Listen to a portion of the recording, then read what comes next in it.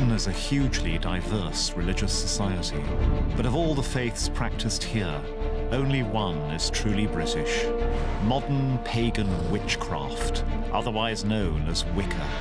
Wicca is one of the fastest growing religions in the world. Its followers call themselves witches, worship a goddess of nature, and believe in the power to cast spells. Witches are among us. There's no doubt about it. A long-held presumption about us that we worship the devil. Oh, no, we don't. But the most extraordinary thing about Wicca is the story of how it was born.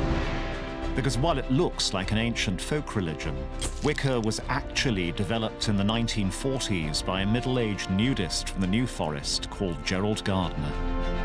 In one sense, he was highly devious. He wasn't a typical founder of a religion. King of the witches. His hair goes this way, his beard goes that way. He was witchcraft. I'm Professor Ronald Hutton. As a historian of British paganism, I've been studying Wicca for over 20 years. In this film, I'm going in search of the truth about this secretive, magical faith. I want to find out how this extraordinary Englishman reinvented witchcraft, became Britain's first celebrity witch, and in the process created a new world religion. Is it not a fact that these meetings are really very largely sexual orgies? They're not. Not in the least.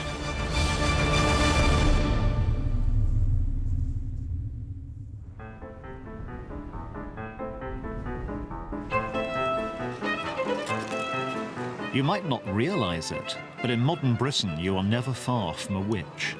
They don't wear pointy hats, and they don't ride on broomsticks, but they do cast spells, and they definitely believe in magic. And unless we're talking about Harry Potter, a lot of people find that problematic.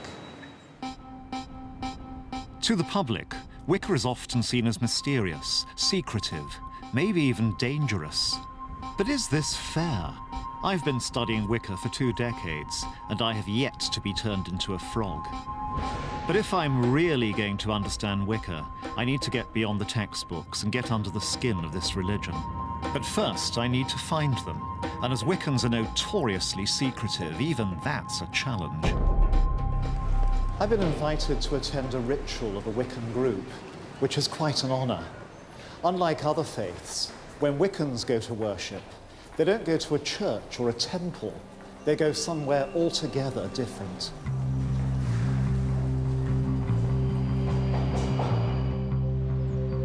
Modern witches are often urban creatures, but as a reverence for nature lies at the heart of their faith, they conduct their rituals in parks and woods right in the heart of the city. But despite this, you would never know they were there. As an outsider, attending this ritual is a rare privilege. To talk me through it is one of Britain's highest-ranking Wiccan priestesses, Christina Oakley-Harrington. This is a gorgeous-looking place. Why have you chosen it, and what are we going to do here? Well, we're in Queenswood, which has been used by pagans for ceremonies for decades and decades. And what we're here to do is to have a Wiccan-based ceremony to remember what's sacred about us and about our connection with the land and the place that we live. And it's customary in Wicca that there aren't observers, there are only participants. So I'd like to invite you to join us if you'd be willing to. I'd be honored. I'm a bit nervous. When doing a Wiccan ritual, one feels in connection with something very, very old and connected to the earth. And those things that we find deeply moving and beautiful, the moon, the sunsets, those parts of nature that we don't understand that give us a sense of mystery and awe. May this place be blessed and sanctified. We make a Wiccan ceremony by casting a circle, and that's done with a wand. What it's like to cast a circle is to make a space that is completely within nature in order that we can leave aside those things that we have to deal with every day. But this is a place of rest. So mote it be. So mote it be. There's a part of the ceremony in which we consecrate one another. And in that moment, we're doing the balancing act, which is remembering the divinity that dwells within. So when we consecrate each other with the salt and the water, we're remembering, you're a human being in front of me, but you too are divine. Blessed be. When doing a Wiccan ritual, one feels in connection with something very, very old and very beautiful and very connected to the earth. And all the tension of all the duties and all the things that we have to carry, I just feel it just draining away. Blessed be. Blessed be.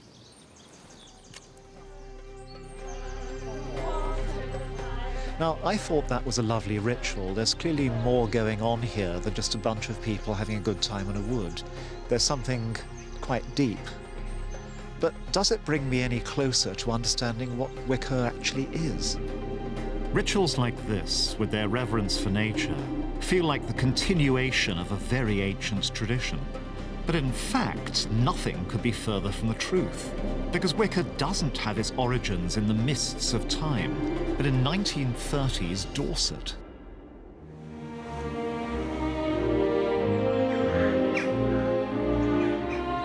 In 1938, a 52-year-old ex-colonial gent called Gerald Gardner retired with his wife to the south coast of England.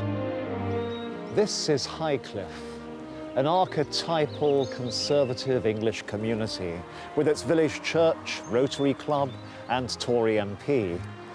But hidden just beneath the surface, 75 years ago, was something a lot stranger. And Gerald wasn't long in finding it. For one thing, Highcliffe was a hot spot for naturists. And despite his eminently respectable appearance, Gerald liked nothing more than taking his clothes off. Well, Gardner moved to this area in 1938, and this is the house that he bought. Wow. And this is where Gerald and his naturist friends would have enjoyed the sunshine. It's almost the perfect private nudist paradise. It it's is. Large, it's sunny, it's open, yet it's well hidden.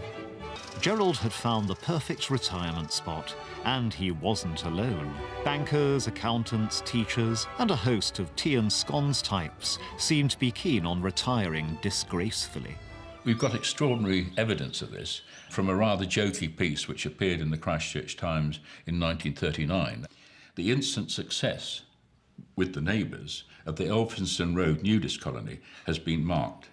One old gentleman who has rented a second floor back says his outlook on life generally has entirely changed in the last few weeks. He has now no use for his car or fishing tackle and wishes to exchange them for anything useful such as telescopes, binoculars or camera. And also Gardner had a darkroom built, and I think he was going to develop and print his own photographs, but it may be that they were of a naturist nature, that it's not the sort of thing you want to take along to your local chemist, because even more rumours would have spread then.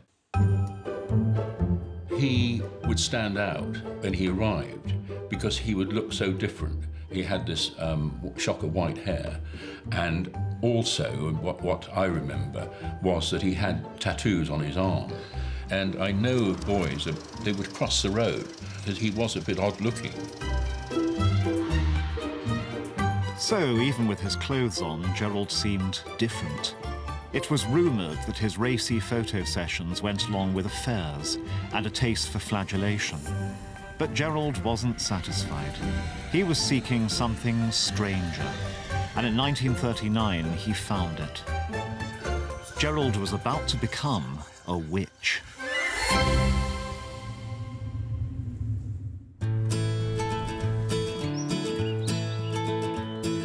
This old house in Hampshire has a remarkable claim to fame, for it was here on a night in 1939 that a middle-aged man called Gerald Gardner was apparently initiated into witchcraft. I was blindfolded, clasped from behind and told, "I give you the password." Gerald claims that he was stripped naked, brought into a room full of witches, all similarly nude, and then given the secrets of an ancient magical religion. I was then pushed through a doorway and into the circle. And then the word Wicca was mentioned. Wicca, witch. They're witches. Witches still exist. From that night until his death, nearly 30 years later, Gerald Gardner devoted his life to witchcraft. He appeared in the papers and on TV. He wrote books, and, crucially, he initiated others into Wicca so it would not die with him. The question is, what kind of man in 1930s England decides to become a witch? For clues about Gerald's journey to becoming Britain's most famous witch, we need to delve into his earlier life. Gerald Gardner came from a family that had made a fortune in the timber trade. He grew up in Lancashire, but at the age of 6, he was packed off abroad with his nanny because of ill health, and he never went to school. Gerald Gardner was essentially an unwanted child, I think, really, because he was asthmatic and bronchitic and he was sent out to the Far East for his health. But the family never really reclaimed him. Gerald was more or less sort of left on his own to learn, and he did.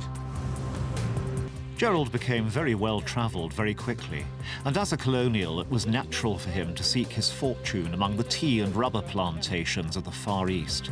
But while most colonials were content to sit back and drink G&T, Gerald went out and studied the tribal cultures of the places where he was living.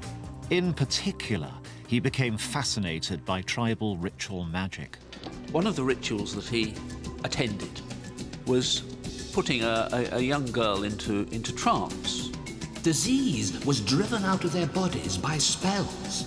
Magic to these tribal people was a matter-of-fact affair. It was real. Gerald says it was really quite an atmosphere. It was quite unlike anything that he had seen before. Gardner's fascination with tribal magic went along with a deep interest in Western occultism.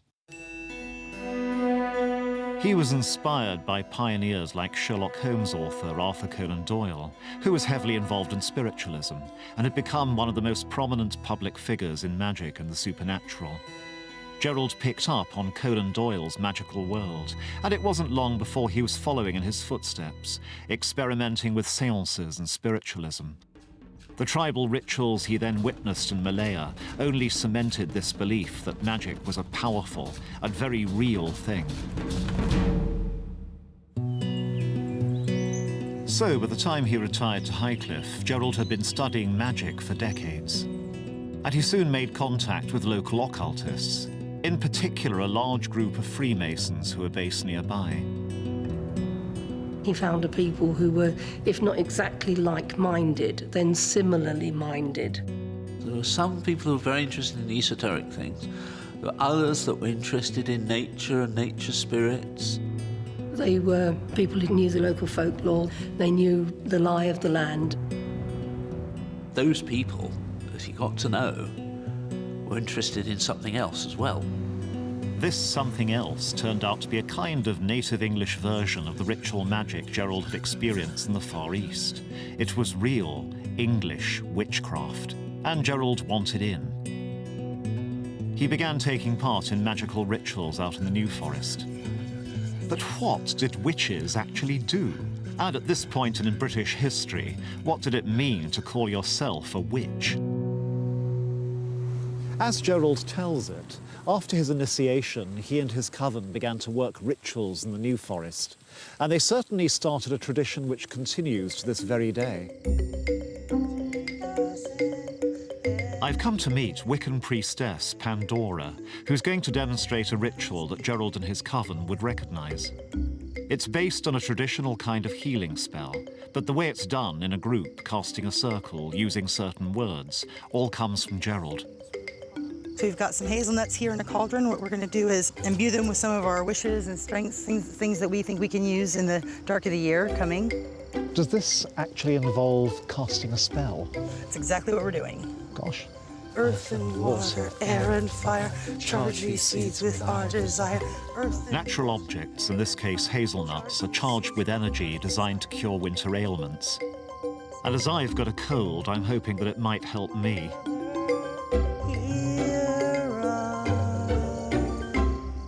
Pandora, I think I know what was going on there. It felt as if we were charging these material objects with our own spiritual energy, with the support of other spiritual entities which you'd invited to our circle. Is that kind of right, or is there more to it than that? The other thing to add into it too is we're adding our own energies, because what we do is we've taken that energy that's around us and we've pulled it into ourselves, and because we've got ourselves moving, we've used that energy within us to charge these. Imagine, if you can, how this sort of thing would have seemed to most people in 1939. To most residents of Highcliffe, had they but known the truth, Gerald would have seemed little short of insane. But was this all madness, or was Gerald simply following tradition? In Britain, there is a long history of useful witchcraft dating back to the Middle Ages. Known as the cunning folk, these witches would cast spells to heal the sick or bring good luck. Research has shown that Gerald essentially used these spells in his own New Forest rituals. But it was his ambition that set Gerald apart from the cunning folk of old. For him, these English folklore spells held much greater power. Gerald had ambitions to use magic on a much grander scale that would change not just your health, but the entire world. He was about to test his newfound magical powers against something truly dangerous. As just across the sea, Hitler began to threaten invasion. When he wasn't casting spells, Gerald was also a prominent member of the local Home Guard. And so, it made sense to Gerald to prepare to repel the Nazis, not just with rusty bayonets, but with magic. And on one night in 1940, that's exactly what he and his coven are said to have done.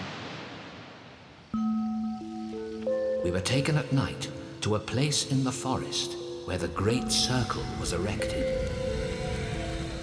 I've come to the depths of the New Forest in search of the exact location of this famous magical encounter. And here to talk me through it is Gerald's biographer, Philip Heselton. Yes, hello, Ronald. Glad you found it all right. We're here because Gerald Gardner said we were taken at night to a place in the forest. And there we created the largest cone of power that we had ever attempted. What's a cone of power? Well, it's not a physical cone. It is something magical, a thought form, if you like.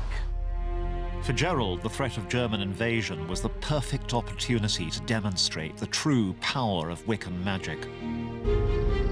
And the great cone of power was raised and slowly directed in the general direction of Hitler. They built up power, dancing quickly round. And then when that power had reached its climax, there was this cone of power which could be seen by those who were sensitive to these things. The command was given. You cannot cross the sea. You cannot cross the sea. They rushed towards the fire, at the same time raising this cone of power and sending it over to the German High Command and indeed to Hitler himself. I have to confess, although the night isn't particularly cold, I'm shivering a bit here. I got wet feet. It's pretty uncomfortable. Would it have been similarly physically exhausting for them? Well, yes, because they weren't in the first flush of youth, most of them. It was something which exerted them. It exerted them greatly. And Gardner says several of them died shortly after that ritual. You cannot cross the sea. You cannot come. You cannot come. This was, if you like, the life force of the individuals coming out. This was important to them. And they were prepared to sacrifice themselves, if necessary, in order to achieve this objective.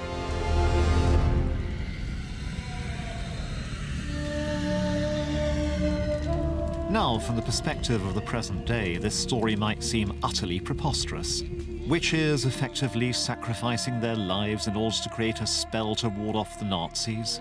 But Hitler didn't come, and even the British government seemed to feel threatened by the power of magic. Shortly after Gerald's Cone of Power ritual, a spiritualist called Helen Duncan was actually prosecuted for her occult activities. Duncan had rattled twitchy naval officers and attracted the attention of the authorities in 1944, when she held séances in Portsmouth and began answering questions about people's relatives who'd been killed in action.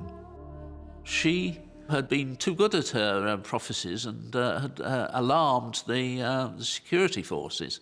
And in fact, she was imprisoned for a while. But Gerald's passion for the occult was unwavering, and crucially, he wasn't alone. He was drawing closer to the most notorious magician in the entire world, Aleister Crowley, known as the Great Beast. Crowley was an infamous magician whose alleged black magic had earned him the title wickedest man in the world. Never far from controversy, Crowley could have a distinct dark take on the occult. I simply went over to Satan's side. I found myself as passionately eager to serve my new master as I had been to serve the old. Gerald knew Crowley's work and actually appropriated many of his magical writings in his early Wiccan rituals. But Gerald and Aleister were very different men. Where Crowley's brand of magic could be dark, Gardner was interested in the positive side of the occult.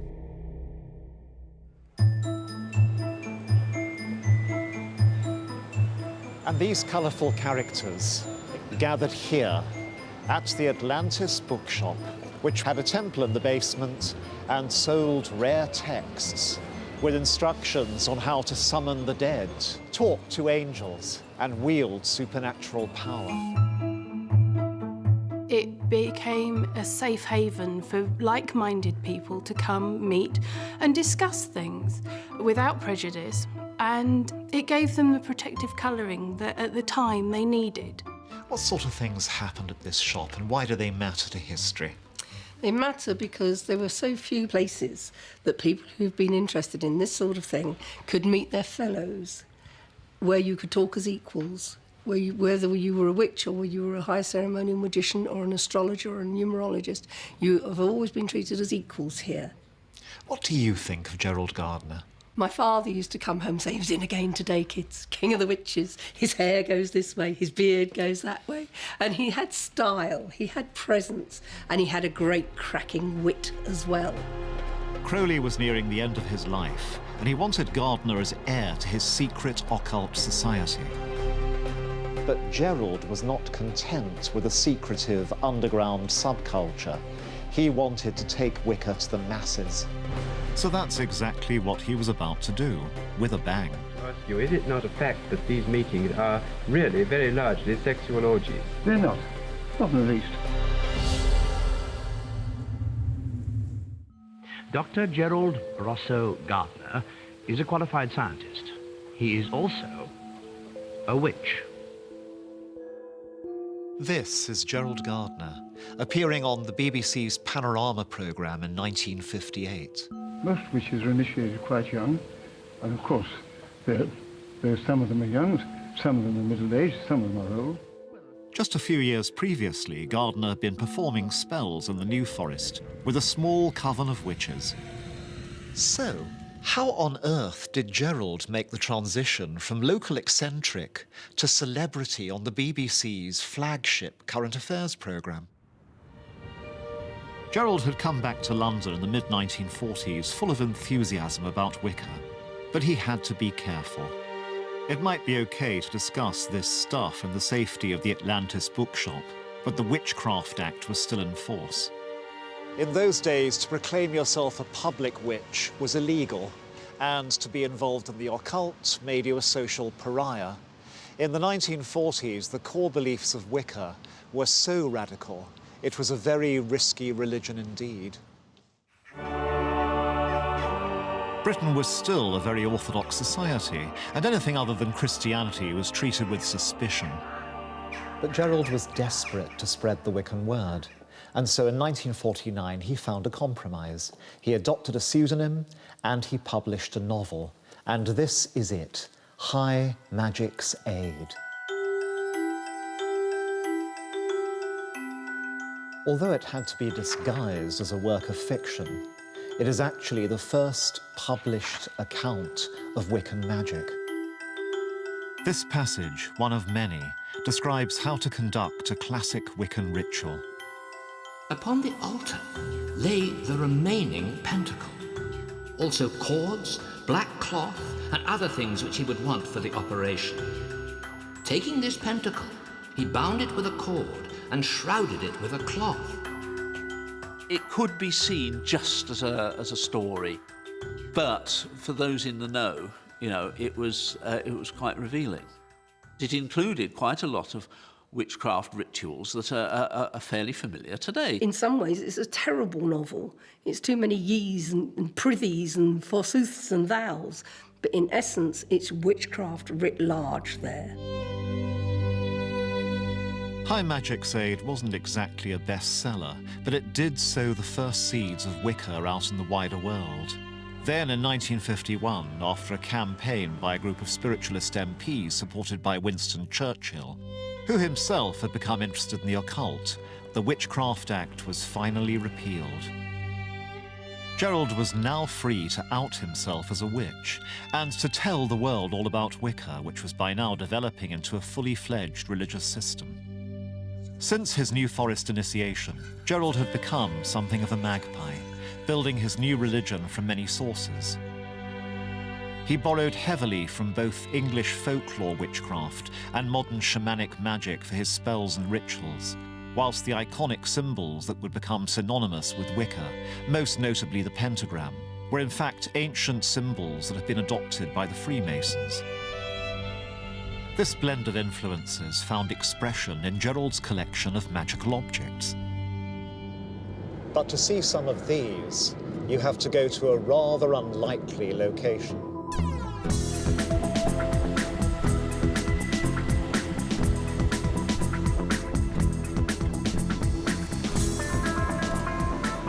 I've come here in pursuit of one of the most significant collections of Wiccan artifacts in the world. And among them is one of the most important Wiccan manuscripts of all. The owner is John Bellum Payne, a property developer now living in Spain. Please come in. Thank you. He is also one of Wicca's senior priests, and in the great tradition of the faith, has had many of Gerald's most prized magical possessions handed down to him. Wow. Can you talk me through some of Gerald's objects and explain what they were for? OK, this was Gerald Gardner's wand, or at least one of them. And he would have used that to cast a circle. The other items here that we have from Gerald is one of his athames. What is an athame? It's a ritual knife. We only use an athame for magical purposes. Oh, my. Obviously, it's phallic, so it would be used for some sort of recreational purpose, I think. Other items of Gerald's are these two crowns. The priestess would wear this one, of the representing the triple aspects of the moon, and this would be what he would have worn, which was representative of the horn god. So they're representing goddess and god in the circle? Goddess and god, absolutely right. Ron, I actually think that that's your size. Would you like to try it on? If you would like me to do so, yes, by all means. Absolutely. OK. It's remarkably comfortable. Gerald was a practical sort of chap. But the real prize is much too valuable to be kept in John's basement. Worth more than $1 million, it's locked away in a much more secure location. Now I'm being granted a remarkable privilege. I'm about to see a Wiccan Holy Grail.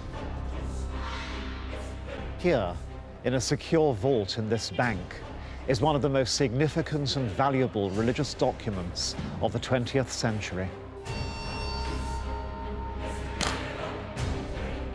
This is the foundation text, the closest thing to a Bible, of modern pagan witchcraft. And never reveal the secrets of the art. It's called the Book of Shadows. It's Gerald's own magical workbook, his experimental notes for what Wicca would become.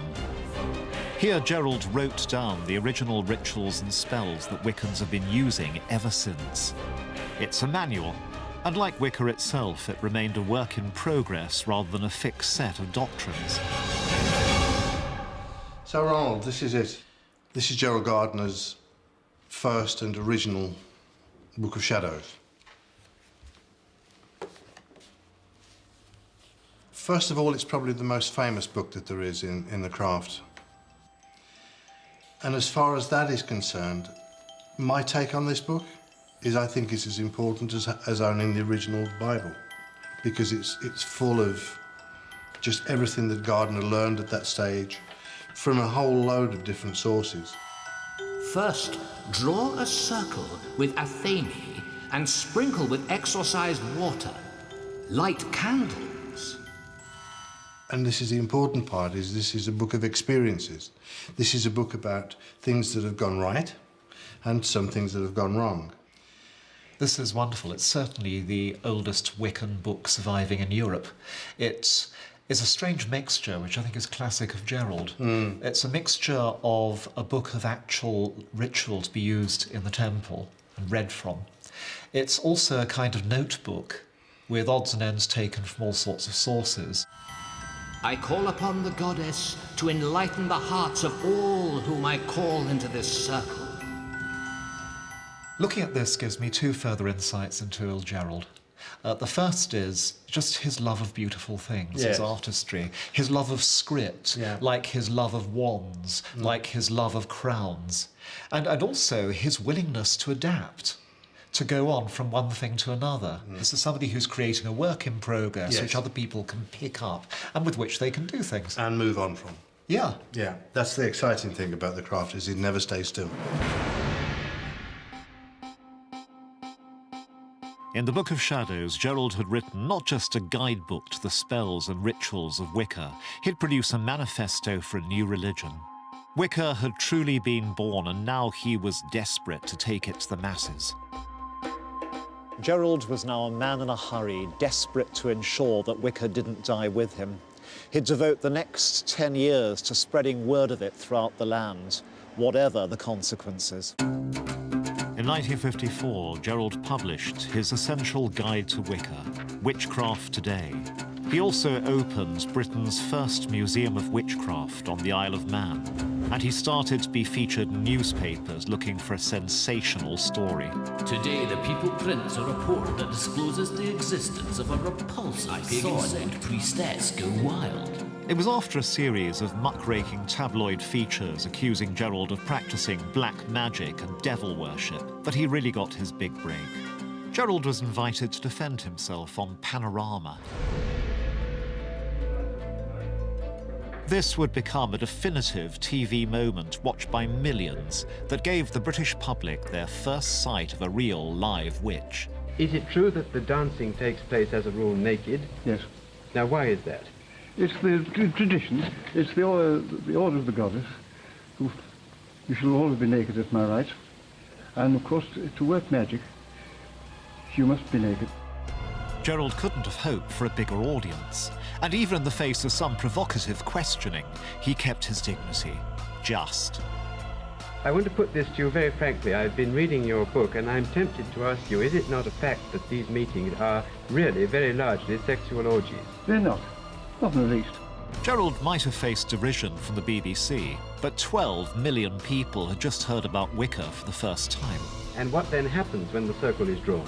Well, then, of course, they generally are starting with the dance. Then there's the worship of the gods. Then, of course, it depends what they want to do. If they want to work magic, they work magic. I think Gerald felt he was on nothing less than a sacred mission, and now he had found his audience. What he was about was getting this thing planted in as many places as he could possibly bloody well plant it, because he reckoned it was great stuff, and he wanted it to survive.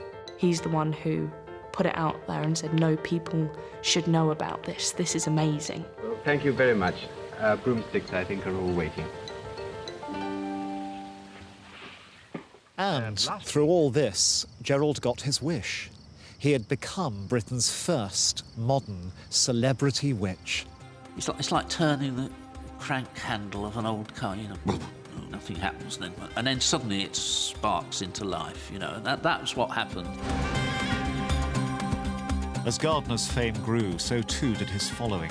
People were writing to him in their hundreds, wanting to become witches. One of his converts who joined him on Panorama was Lois Bourne. Janet, how old are you? I'm 29. And are you a hereditary witch? Well, I do have witch ancestry, but it's only within the last few years that I have been practicing witchcraft. How did you find out about Wicca? I had all these spiritual gifts and I didn't know what to do with them. And eventually I read a book by Gerald Gardner, I think it was called Witchcraft Today, and I wrote to him and I asked him if he could explain these strange things which had happened to me throughout my life. And he said, well, it's very clear to me, my dear, that you are a witch. What makes people take up witchcraft? Well, it seems to me that we live in a highly mechanized age in which many people have lost their sense of belonging. Witchcraft brings them back to living in harmony with the rhythm and the seasons of the earth, and thereby helps... Why did Gerald value publicity so much? I think he was driven by something outside himself. I think this was his purpose in life. Well, I am convinced that we all come to Earth with a purpose, that there is something that we have to do. And I think that this is what Gerald's purpose was. And it wasn't just women who were drawn to Wicca. Several young men joined Gerald's original coven. One of them was Zachary Cox. His eyes were bright blue and incredibly glittery eyes. He didn't look mad in any destructive sense, but he looked kind of nicely mad, if you know what I mean. These were the eyes of someone who had only one foot in the world of the commonplace. I don't know how a guy gets into that state, I'm sure, but he'd got into it somehow. He was witchcraft, if you like. But the really weird thing is it worked.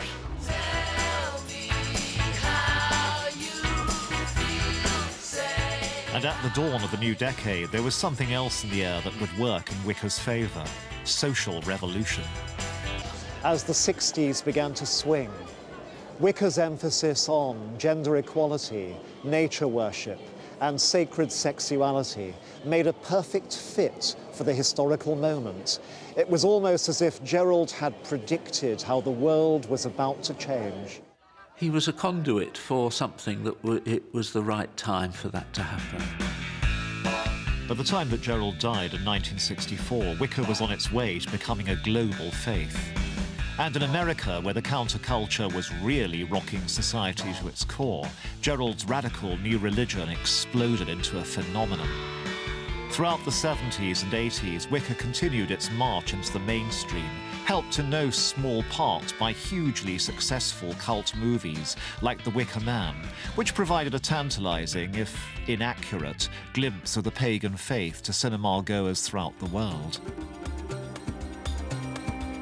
But as Wicca expanded across the globe, without its eccentric leader, would this very British religion flourish or perish?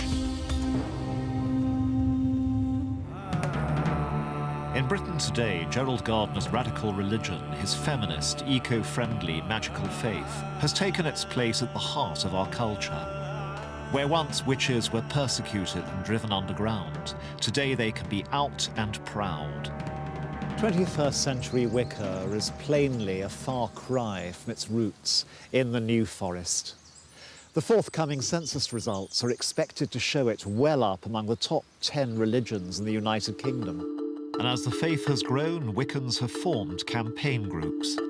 These organisations lobby the government about the ongoing recognition of Wicca and its followers' rights. One of the most prominent and active of these groups is to be found in the modern police service. I want to find out how Gerald's legacy is influencing policy and changing attitudes within some of our most respected professions. Andrew Pardey is spokesman for the Police Pagan Association. Border Officer Adam Piment represents pagans in the Home Office. The format we use, the way things are laid out, was brought to us by Gerald Gardner. And when we look at it, if I look at Wicca, it's probably the only religion that England has ever given to the world.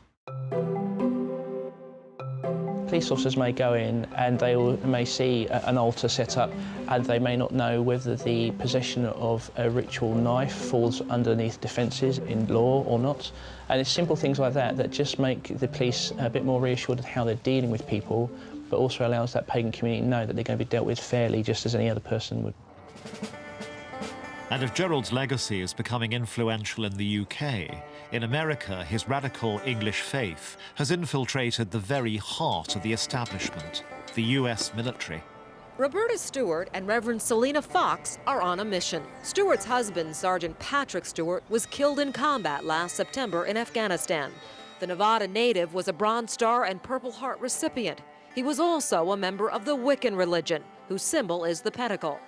Stewart was refused a Wiccan memorial because the authorities viewed his faith as a cult and not as a true religion. I said, "Where's my husband's plaque?" And they indicated that the emblem of our chosen faith was not allowed to be on there. Since this test case in 2007, the Wiccan pentagram has been a religious symbol officially recognised by the US military and can be carved on the gravestones of service men and women who are killed in the line of duty. Back in the UK, Wicca's evolution shows no sign of slowing down. Indeed, it's almost certainly the fastest growing religion in the country. And what's interesting to me is that it's the younger generation that is leading the march. This is Croydon, South London. Not perhaps the most magical place on the planet. This weekend, Croydon is hosting the biggest gathering of witches in the world. I've come to Witchfest. When Gerald Gardner wanted to find witchcraft, he had to do so by getting into a secret coven. Today's would-be witches can do so at the click of a mouse. But do these young people know who Gerald Gardner was? To me, Gerald is a trailblazer and a revolutionary. He was so brave and courageous in embracing a religion that was so outside of the norm. He inspires me because he was so alive in his own lifetime and vibrant in that. I appreciate how he helped make it more public, and you know, we're all interested in it probably because like of his influence within the witchcraft world. Gardner's legacy clearly lives on amongst this new generation of witches. But have modern Wiccan beliefs stayed true to the original vision of its eccentric creator? What does paganism mean to you? To me, paganism is a spiritual path, and it involves reverence for nature. Wicca means to me finding my spirituality embodied in a religion that is incorporating a feminine divine. What would you call it? Is it a religion to you? Is it a spirituality? Is it a craft? All three. Yeah. Yeah. Wow. Yeah. It's a craft because we practice witchcraft, and it's a spirituality because it's independent to how we are as individuals and how we explore it within ourselves. Whether it's nature, feminism, or spirituality that inspires Gardner's young followers, Wicca is about the power of magic. Magic changed Gerald's life. It gave him a vision of a new type of religion, and it drove him to push back the boundaries of the possible. Magic does work. The fact the sun rises every morning and we're here to see it is magic. The fact that the moon glows big and bright and lights the way in the darkness is magic. And we have that, and we celebrate that, and we hold it very, very dear to our hearts. It's very difficult to define, but it's so powerful. A witch on their own can't do that much, but when they get together, they're so powerful. In the course of making this film, I've encountered many people who practice a religion called pagan witchcraft, which to them is clearly as beautiful, transcendental, and effective as other faiths are to their believers. And it was brought into the world by a classic English eccentric who managed to publicize a religion of lasting power. It's feminist, it's nature-centered, it seems to give people a great deal of choice. But the single most powerful idea I take away from Wicca is this. Whereas other faiths say, this is what you should feel about the divine, this one says, this is how you can feel divine.